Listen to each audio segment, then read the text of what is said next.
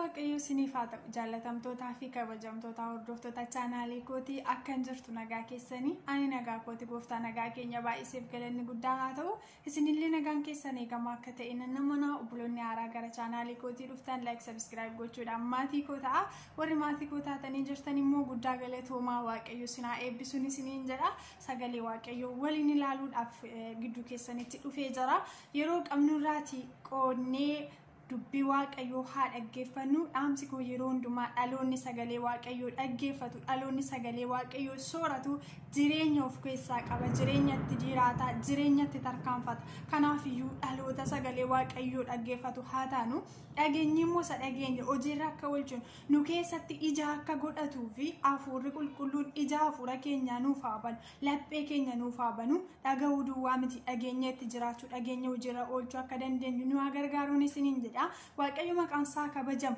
sagalee waaqayyo keessaa seera uumamaa boqonnaa 37 lakkoofsa 12 kan jiru waliin ilaala daqiiqaa muraasa waliin ilaalla isaaf dhaggeeffadhaan isiniin jedha waaqayyo hunduma keessan guddaa godhee haa eebbisu eebbifamaa ayyaanni isiniif haa baay'atu mata duree dhiibamuun kee har'a ulfina kee biraan ariifachiisee si ga'aa jedhu irratti waliin ilaala gaafa lolamnu gaafa dhiibamnu gaafa wal'aansoo nutti baay'atu gaafa karaa adda addaatiin ciqilfamuun nutti baay'atu tariitii nu balleessu tariitii nuun immoo waan cubbamoota baay'ee taane cubbuun keenya akka miidhamnu akka lolamnu nu godheef tariitii immoo dogongorarraan ka'e tariitii maaliif jenne gaaffii yeroo nuti jireenya keenyatti baay'isnu jira dhiibamuun keenya lolamuun keenya gaafa nutti baay'atu nu balleessuudhaaf osoo hin ta'in ulfina fuuldura keenya jiru kakuu keenya biraan ariifannee nu akka geenyu fi nu dhiiba galanni waaqayyoodhaaf haa ta'u lolli nurratti banamu lolli ijoollee waaqayyoo irratti banamu lolli warra ilmaan kiristoos ta'an irratti banamu balleessuuf otoo hin ta'in ulfina fuuldura isaanii jiru bira ariifatanii akka ga'aniifidha galanni waaqayyoodhaaf haa ta'u garuu akeeka waaqayyoo keessa nu jiraanna yoo ta'e dubbiin nuti dubbannu isa dhugaa waaqayyoo keessaa hin baane yoo ta'e mul'anni keessa keenya jiru isa dhugaa waaqayyoo keessaa hin baane yoo ta'e macaafa qulqulluutiin deeggarama yoo ta'e dhuguma isa kiristoos irraa dhageenya dubbanna yoo ta'e isatti jiraanna yoo ta'e isa wajjiniin tarkaanfanna yoo ta'e lolli kamiyyuu nurratti banamu hinaaffaan kamiyyuu nurratti banamu wal'aansoon kamiyyuu nurra jiraatu nun balleessu lolamuun ijoollee waaqayyootiif riqicha ce'umsaati lolamuu keessa wal'aansoo keessa qorumsa keessatti tarkaanfatanii isa rajjatanii darbaniitu ulfina isa fuuldura isaanii jiru dhaalu ijoollee waaqayyo nuyi dhaalli keenya abdiin keenya lolli keenyas lola hafuuraa miti lola foonii miti lola hafuuraati dhaalli keenya dhaala safoonii qofa otoo hin ta'in dhaala hafuuraati isa buru mana abbaa keenyaa keessaati gahee qabaachuudhaaf mootummaa waaqayyoo keessatti hirmaattuu ta'uudhaaf deemnu isa kanarratti immoo lolli foon keenya irratti haa ta'u hafuura keenya irratti banamuu danda'a warri immoo kana keessatti jabaatanii dhaabbatan immoo mo'icha isa gara fuuldura isaanii jiru harkaan qabachuudhaaf isaan gargaara galanni waaqayyoodhaaf haa ta'u darbatamuu waan jiru lolamuu waan jiru ciqilfamuu waan jiru jibbamuu biyyi lafaa kan nu jibbuu fi biyyi lafaa kan nu dhiibuu fi biyyi lafaa kan nuuf hin mijanne yeroo baay'ee nuyi waan kan isaan taaneef nuyi biyyi lafaa dhimma waan nutti hin baanee fi nu dhiiba nu jibbanuuf hin ta'u kanaaf immoo isa kana keessatti warri jabaatanii dhaabbatanii warri sagalee waaqayyoo keessa isaaniitti bulchanii sagalee waaqayyoo keessa isaaniitti moosisanii waaqayyoon ofirratti warri moosisanii lolamuu isaan irratti banamu lola isaan irratti banamu wal'aansoo isaan irratti ka'u keessatti ulfinaan tarkaanfatanii darbaniitu isa fuuldura isaanii jiru qabatu galanni waaqayyoodhaaf haa ta'u balleeffamuudhaaf illolamnu nuti garuu ulfina keenya biraan ariifannee akka geenyuufidha diinni keenya nu dhiibee akka waaqayyoo irraa nu gaheetu nu biraa deebi'a galanni waaqayyoodhaaf haa ta'u bakka kanatti seera uumamaa boqonnaa 37 lakkoofsa 12 irratti 37 lakkoofsa 1 irraa kaatanii yoo ilaaltanii argachuu dubbifattanii isiniif galuu danda'a seenaa Yoosefin argitu Yoosefii ilma Yaaqoobii obboloota 11 wajjin dhalate inni 12ffaadha jechuudha gaafa tokko Yoosef akeekii waaqayyoo irra jira, Yoosef yaadi waaqayyoo irra jira, Yoosef mul'anni dhugaan keessa isaa jira, Yoosef dubbiin inni dhugaan inni Kiristoos irraa ta'e keessa isaatitti hija godhateera, keessa isaatitti dhimma baasaa jira. Gaaf tokko abjuu argeetu obbolaa isaatitti abjuu hin hima ture. Akkasittiin jedha, ani osoo maasii keessa bissii hidhaa jiru, bissiin isheen kan kooti ol qajeeltee ni dhaabbatti turte, bissiin inni kan keessanii immoo bissii kootiif hin gugguufa ture. Gaafa inni jedhee obboloosaa isaatti himu, obboloonni isaa egaa nuyitu siitu nurratti mootii ta'eetu nuyi siif saganna jechuudhaare jedhanii. Galanni waaqayyoodhaaf haa ta'u. Nutu siif sagada jechuudhaare ati mootii nuuf taate jedhaniitu hinaaffaan guddaan keessa isaanii bule, garaa isaanii waa addee gube.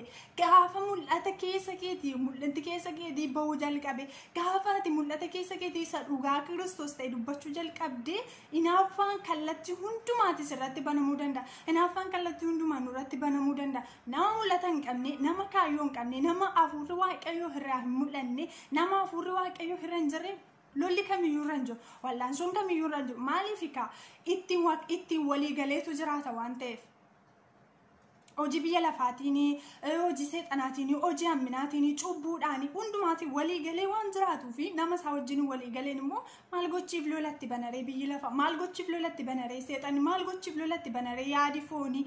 Garuu isa kanarraati hadda baanee jira yoo ta'e, nuyi isa kansaa waan ta'uu dinneef dhimma waan nutti bahuu dadhabee fi lola nurratti bana jechuudha. Mul'anni gaafa nurraa mul'achuu jalqabe, ayyaanni waaqayyoo gaafa nurraa ifuu jalqabe, akeekii waaqayyoo gaafa keessa keenya bahuu jalqabe, lolli nurratti banama. Akka kamiifi yaanni seexanaa yeroo kamiyyuu waan gaarii nuuf yaade, waan gaarii nuuf akeekesoo hin ta'in, isa nuuf akeekame sana bira akka hin geenye nu daangessuudhaaf.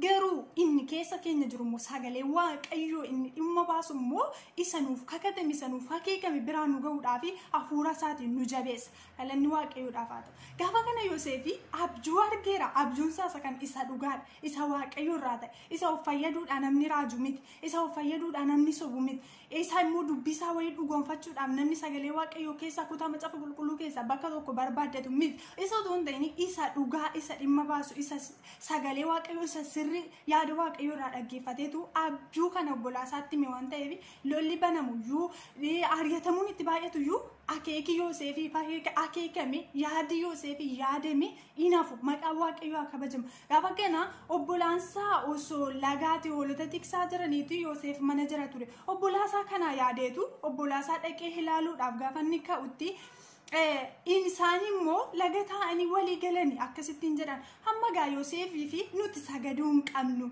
nuyi inni nurratti mootii ta'uu waan hin qabneef balleessuu qabna jedhanii walii galan. Isaan kan hin ajjeefnaa jedhan, ajjeesuudhaaf gaafa kaan immoo buleessaa tokko immoo waaqayyoo keessa galeet akkasittiin jedha, ajjeesuu hin qabnu, lubbuu baasuu hin qabnu, kanaaf iyyuuti ajjeefneetu bineensatu nyaatettiin jenna. Abbaa keenyaan jennaan lakkii ajjeesuuti hin qabnu, daldaltoota biyya Gibxiitti hin gurguraattiin jedhan. Kanaaf Yoosef nama waggaa 13 ture. Yeroo sana immoo namni umuriin isaa waggaa 20 ol hin taane birrii baay'eetti gurguramuu waan hin dandeenyeefi Yoosefi birrii 20tti gurguratan. Yoosef birrii 20tti gurguratan biyya Gibxiitti. Yooseftu gurgurame malee obbolaasa isaatu irratti hinaafe malee, obboloota isaatu isa jibbe malee, obboloota isaatu isa fageesse malee, obboloota isaatu isa dhiibe malee, mul'anni Yoosefi isa biraa namni isuma wajjin gara biyya Gibxiitti deeme. Akka kabajamu waaqayyo.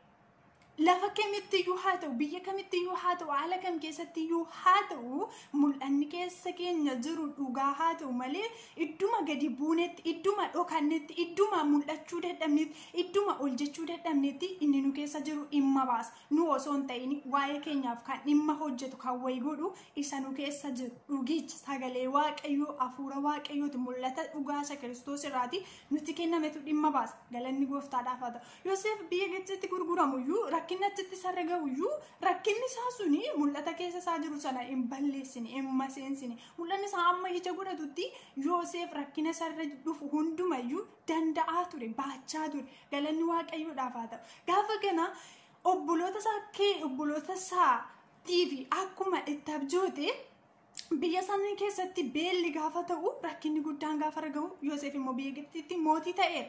Kanaaf obboloonni isaa dhaqanii harka Yoosef irraan sooratan. Isumaaf guggufan mootii ta'uun Yoosef hinaafne.